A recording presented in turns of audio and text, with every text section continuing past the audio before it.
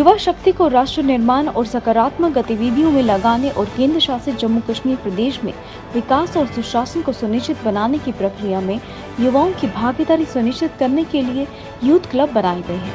उपराज्यपाल मनोज सिन्हा औपचारिक रूप से यूथ क्लबों का उद्घाटन करने के बाद वीडियो कॉन्फ्रेंसिंग के जरिए विभिन्न जिलों में यूथ क्लबों के सदस्यों को संबोधित करते हुए कहा कि ये क्लब युवाओं के सशक्तिकरण के प्रति प्रदेश सरकार की संकल्पबद्धता को भी साबित करते हैं। वो लगातार पुलिस पर दबाव बना रहे थे, कभी जम्मू पुंछ हाईवे जाम कर तो कभी पुलिस अधिकारियों के दरवाजे पर अंकित बख्शी के हथियारों को फांसी दो के नारे लगा रहे थे। वो अंकित की अंतिम क्रिया से लेकर घर पर उसकी तस्वीर के आगे आंसू बहाने तक में शामिल रहे। हत्यारों को कड़ी सजा देने की गुहार लगाते लगाते उनका गला तक बैठ गया, लेकिन पुलिस ने जब पूरे मामले की गहराई से पड़ताल की तो सच्चाई जानकर सभी के होश फाख्ता हो गए। हत्या के आरोपित कोई और नहीं बल्कि अंकित की ही छोटी बहन, उसका प्रेमी और उनका एक नाबालिग सहयोगी निकला। पुलिस ने तीनों को गिरफ्तार कर राजौरी में तनाव का कारण बनी अंकित हत्याकांड की गुत्थी सुलझाने का दावा किया है। मामले में अभी कुछ और गिरफ्तारियां हो सकती हैं।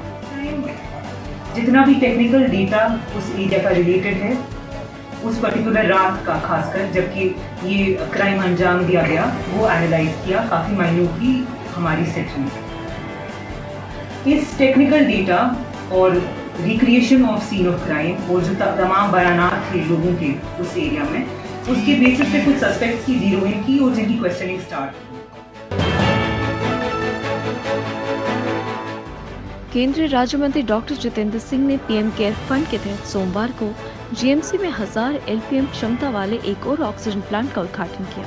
इस मौके पर उन्होंने कहा कि कठुआ जिले में ये 5वां ऑक्सीजन प्लांट लगा है। इससे अब पूरे प्रदेश में जिला कठुआ अस्पतालों में ऑक्सीजन की उपलब्धता के मामले में पहले नंबर पर हो गया है। इसी के साथ अब 1000 की क्षमता का ऑक्सीजन प्लांट और जुड़ने से जीएमसी कठुआ में कुल ऑक्सीजन उत्पादन क्षमता 3250 एलपीएम हो गई है। केंद्रीय मंत्री ने अपने संसदीय क्षेत्र विकास निधि फंड के तहत 35.79 लाख रुपए की पोर्टेबल अल्ट्रासाउंड मशीन और 2 सीबीसी एनालाइजर भी समर्पित किए।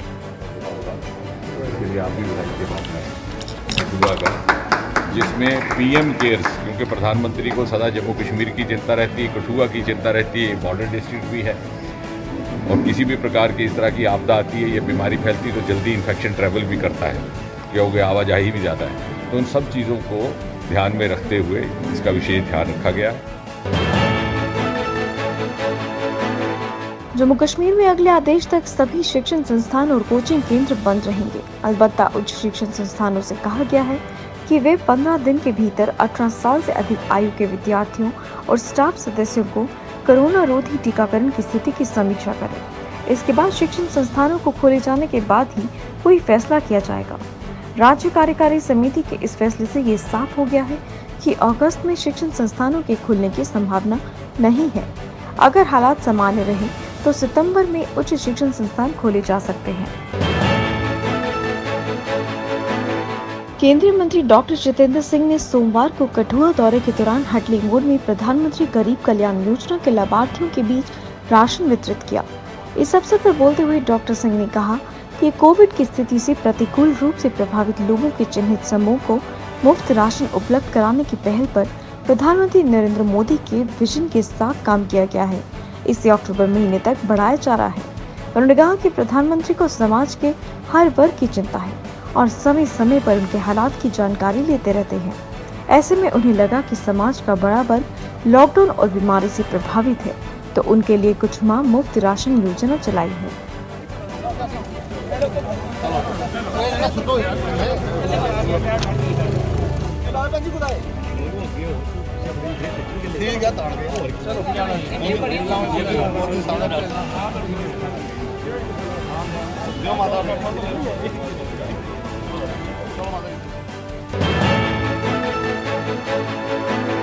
आतंकियों ने सोमवार को उत्तरी कश्मीर के बारामूला और लंगेट हंदवाड़ा में आधे घंटे के अंतराल में 2 ग्रेनेड हमले किए। इन हमलों में एक सीआरपीएफ कर्मी गंभीर रूप से घायल हो गया। फिलहाल किसी भी आतंकी संगठन ने देर रात तक इन हमलों की जिम्मेदारी नहीं ली थी। इससे पूर्व रविवार की रात को आतंकियों ने कुलगाम में पीडीपी के एक स्थानीय नेता के घर पर ग्रेनेड फेंका था। लेकिन ग्रेनेड फटा नहीं और सुरक्षा बलों ने उसे अपने कब्जे में लेकर निष्क्रिय कर दिया। इंग्लैंड को सोमवार को दूसरे टेस्ट मैच में 151 रन से हराकर विराट कोहली के रणबांकुरी लॉर्ड्स के राजा बन गए। जीत के लिए जिस जज्बे और जुनून की जरूरत होती है, भारतीय खिलाड़ियों ने उसका भरपूर प्रदर्शन किया और इंग्लैंड को चारों खाने चित करते हुए मैदान मार लिया। कहते हैं टेस्ट मैच गेंदबाज जिताते हैं और इस टेस्ट में भी ऐसा ही हुआ, लेकिन गेंद से धमाल मचाने से पहले दो भारतीय गेंदबाजों मोहम्मद शमी और जसप्रीत बुमराह ने बल्ले से कमाल दिखाया। अमेरिकी राष्ट्रपति जो बाइडेन ने अफगानिस्तान के मौजूदा हालात के लिए वहां के राष्ट्रपति अशरफ गनी को जिम्मेदार ठहराया है। तालिबान के कब्जे के बाद दुनिया भर में आलोचना झेल रही बाइडेन ने कहा कि गनी को अपने लोगों की मदद के लिए खड़ा होना चाहिए था, लेकिन वो बिना लड़े ही भाग गए। अमेरिका ने कभी हिम्मत नहीं हारी, आतंकवाद के खिलाफ लड़ाई जारी रहेगी। बाइडेन ने सैनिकों को वापस बुलाने के अपने फैसले को सही ठहराते हुए कहा कि अमेरिका ने बहुत त्याग किया है और इसकी वजह से उसके संसाधनों पर असर पड़ रहा था। Afghanistan is a base from which to attack us again. We did that. We severely degraded Al-Qaeda in Afghanistan.